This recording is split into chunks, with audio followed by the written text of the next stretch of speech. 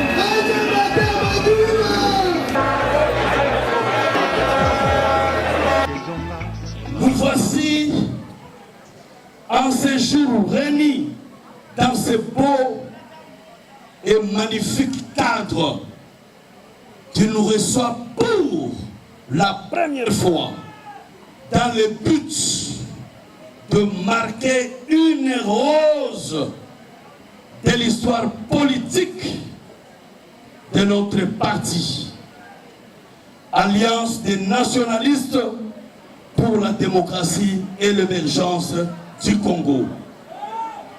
Ce cadre sera à jamais gravé dans ces annales, en ce que l'Alliance des nationalistes pour la démocratie et l'émergence du Congo, ANADEC en sigle, dont la sortie officielle intervient ce samedi 21 avril 2018, va marquer les esprits de femmes et hommes voués à porter ce beau et grand Congo vers son émergence.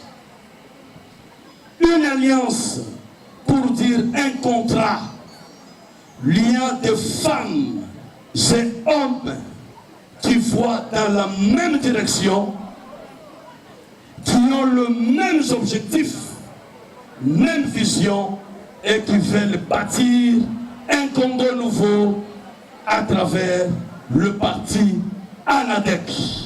Camarades autorités morales et chers collègues, camarades présidents nationaux des partis amis et membres de la majorité présidentielle, camarades partenaires politiques, camarades coordonnateurs interfédéraux de l'ANADEC, camarades présidents fédéraux de l'ANADEC, camarades membres des différentes délégations, cadres et militantes et militants de l'ANADEC, distingués invités en vos titres et qualités respectifs, d'aucuns se poseraient la question de savoir d'où vient l'ANADEC. En réponse, nous précisons que, du point de vue idéologique, l'ANADEC est le fruit d'une inspiration, d'une réflexion puisée dans l'histoire politique du pays. C'est la continuité du courant, du combat mené avant, pendant et après l'indépendance par nos grands-parents, vaillants combattants de la liberté. Je cite, Bona Kimpanvita, Simon Kimbangu, Patrice Emery Lumumba, Pierre Moulele, Firmin Yangambi, Elekessa, Christophe Muzungu et autres compagnons de la lutte pour l'indépendance. Et plus près de nous, Moussé Laurent Désiré Kabila.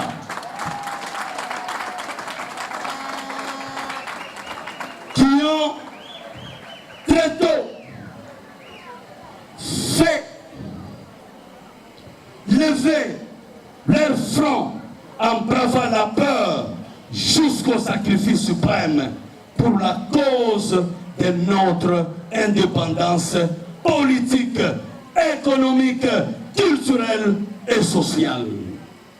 Ces derniers ont lutté contre la prédation des richesses de notre pays, contre l'hégémonie impérialiste qui veut à tout prix arracher notre souveraineté pour asseoir de manière péremptoire son impérium.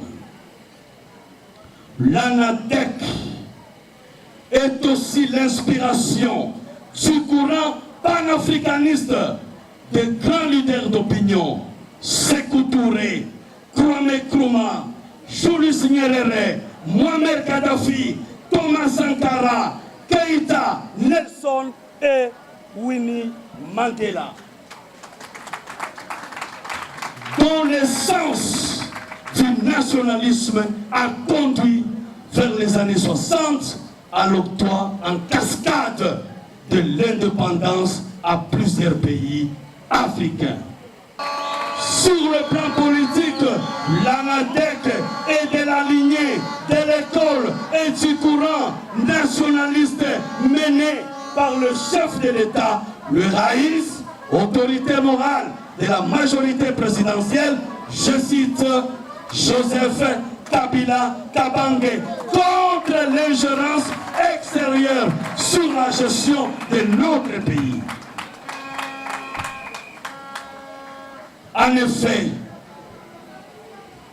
de par ses énormes richesses et potentialités, notre pays fait l'objet de convoitises depuis la période précoloniale jusqu'à ce jour. Cette convoitise est savamment orchestrée par les impérialistes de tous bords, qui n'ont de cesse à imposer à notre pays un modèle de gestion cousu à la taille de leur éternel plan de spoliation de nos richesses. C'est ce qui justifie l'avènement, en premier lieu, de la longue période frustratoire et très amère de la colonisation, ensuite de différents mouvements insurrectionnels, de rébellions, de guerres et de troubles de diverses natures qui émaillent son histoire politique il y a environ 60 ans. De la sorte, l'ANADEC se veut la sentinelle patentée de la République démocratique du Congo, de ses potentialités et richesses, de sa souveraineté et de son indépendance. La sentinelle, toujours la sentinelle, qui proteste et riposte contre toute forme de dictat imposé de l'extérieur. Ce sursaut de nationalisme cultivé par l'ANADEC au travers sa volonté d'élever les débats au niveau des questionnements majeurs pour l'émergence du Congo, les contraint à tisser des alliances, même avec les courants politiques panafricanistes, hérités des grands leaders d'opinion africains si haut cités. Tout ceci dans l'objectif de porter l'esprit nationaliste vers la défense des intérêts du Congo et des Congolais, car chaque leader a le devoir de penser d'abord son pays, son peuple et l'État-nation restent le meilleur cadre pour améliorer la condition humaine. En cette période, pendant laquelle souffle déjà à l'horizon les vents des élections, attendues pour le mois de décembre de l'année en cours, nous tenons à affirmer que notre beau parti, à l'instar d'autres formations politiques amies de la majorité présidentielle, pour ne pas citer parti ami de l'ABCE, Alliance des bâtisseurs pour un Congo émergent, soutient le processus électoral en vue de gagner les élections et de conserver le pouvoir.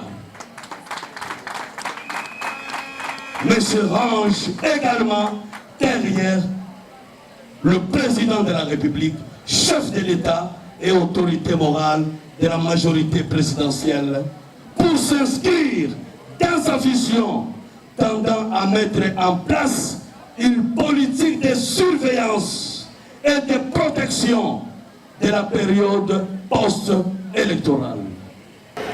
Je dois présenter, pas à vous, à mes invités de marque, les fondateurs et les cofondateurs de ce parti très ambitieux.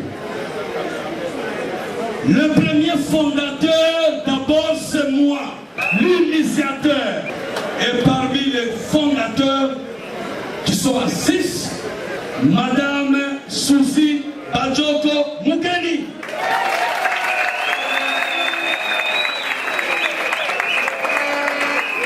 Monsieur Jean-Calvin Lusani Basso.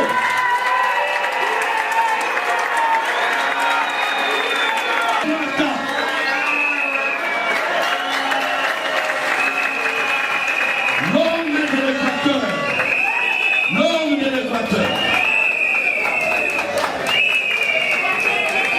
Province de l'Équateur. Papi Mboyo Bitanja.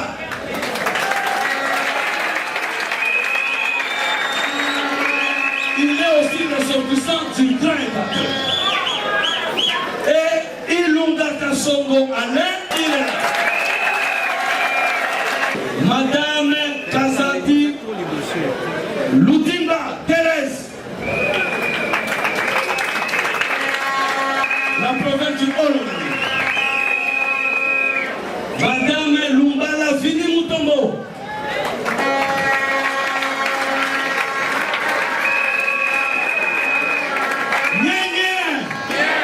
la tête, c'est le réservoir attitré de toute la beauté planétaire. Madame Thérèse Kapinga.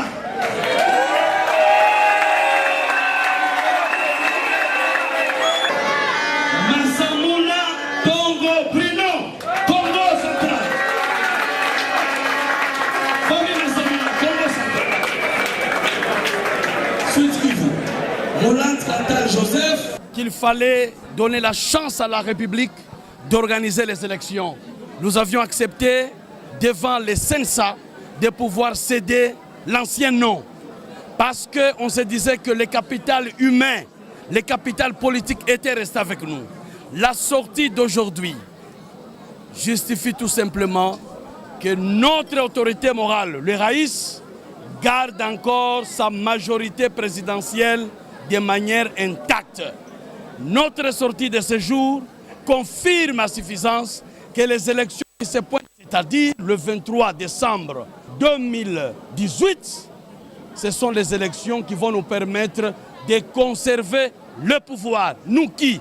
Nous la majorité. Et la sortie d'aujourd'hui, c'est pour dire aux autres, aux héritiers qui ont pleuré, qui voulaient prendre, et on leur avait dit que prenez les noms.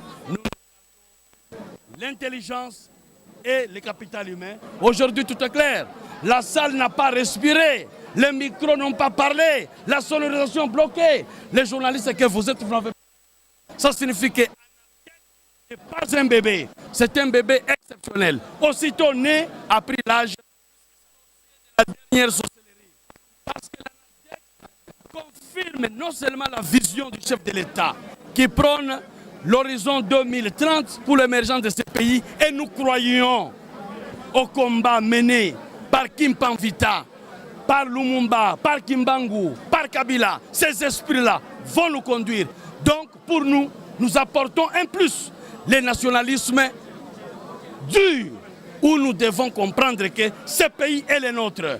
Vouloir faire le contraire, c'est être mercenaire. Vous devez savoir que l'ANADEC est une continuité de l'UNADEF.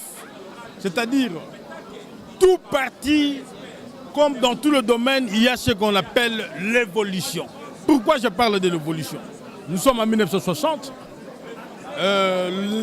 L'actuel PALU, c'était le PSA, le Parti solidaire africain. Vous avez à l'époque l'UFERI, et puis l'UNAFEC, aujourd'hui les fédéralistes. Donc c'est une situation de contrainte, une situation évolutive, une situation où les Congolais ont favorisé la paix au lieu de ce qui devrait se faire d'une manière juridique. Donc, c'est-à-dire que l'ANADEF connaît en fait, l'ANADEC, c'est une continuité de l'UNADEF. C'est-à-dire nous avons gardé le même militant, le même base, le même cadre, la même hiérarchie. Et en ce qui concerne le Katanga, où je suis l'interfédéral, aussi secrétaire provincial de la majorité, nos bases sont sérieusement alignées derrière l'autorité morale pour l'accompagner dans sa politique, qui est la politique de gardiennage de nos frontières de la République. Je sens que